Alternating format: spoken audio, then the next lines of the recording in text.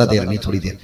जंगल में जिक्र इलाही मसरूफ रहने लगे। उस वक्त का जो बादशाह था उसे पता चला कि पूरा शहर इमाम ज़ैनुल आबिदीन का मोतक़िद होता जा रहा है। या पैसा मैं लगाऊं, रोटी मैं खिलाऊं, ये गीत ज़ैनुल आबिदीन के गा रहे हैं। उसने क्या कहा? उसने कहा जाओ ज़ैनुल आबिदीन तक पैगाम भेजो और उनसे कहो वो हमारे दरबार में आके बैठा करें, हमारे बगल में कुर्सी पे आके बैठा करें। इतनी बड़े बाप के बेटे हो, जंगलों में रहते हो, अच्छा नहीं लगता। जब खबर पहुंची इमाम ज़ैनुल आबिदीन ने फरमाया जाओ उससे कह दो हमने दुनिया छोड़ रखी है, हमें हमारे रब के पास रहने दे, हमें तेरी दुनिया की जरूरत नहीं है। जब ये खबर उसको पहुंची कि उन्होंने इनकार कर दिया, जलाल आया, उसने कहा जाओ उनसे जाके कह दो अगर राजी में नहीं आएंगे तो बंदवा के मगा लूंगा। अल्लाह अकबर। इमाम ज़ैनुल आबिदीन ने फरमाया जाओ उससे कह दो, उसे जो करना है कर ले। फिर इसके कहने पर इमाम ज़ैनुल आबिदीन को एक तो बेड़ियां करबला में पहनाई गई थी, दूसरी मर्तबा इस बादशाह के कहने पर इमाम ज़ैनुल आबिदीन के हाथों में हथकड़ी, पैरों में बेड़ियां डाल करके बादशाह के दरबार में पेश किया गया। बादशाह कहने लगा तुम भूल गए कल भी तुम्हें दौलत के बलबूते पे, ताकत के बलबूते पे दरबार में खड़ा किया गया था,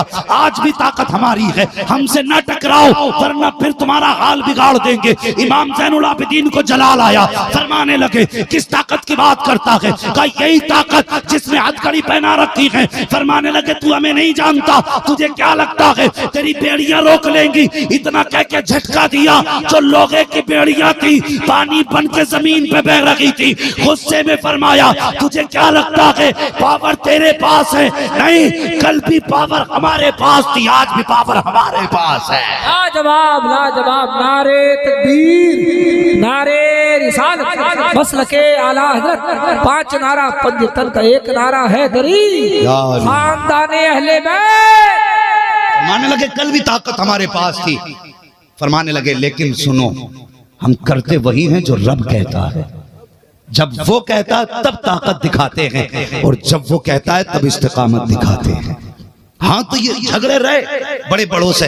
गरीब नवाज थे, चूंकि फकीराना लिबास था, जंगल में बैठे, जो भी आता उनकी महफिल में बैठता एक बात बताओ। लोग कहते हैं हम्माद की जबान में बड़ा असर है, दिल पे बात उतर जाती है। एक गुनाहगार आदमी की अगर दिल में आपकी बात उतर जाए तो उस जबान के बारे में क्या ख्याल है जिसपे कभी जिंदगी में झूठ ना आया होगा?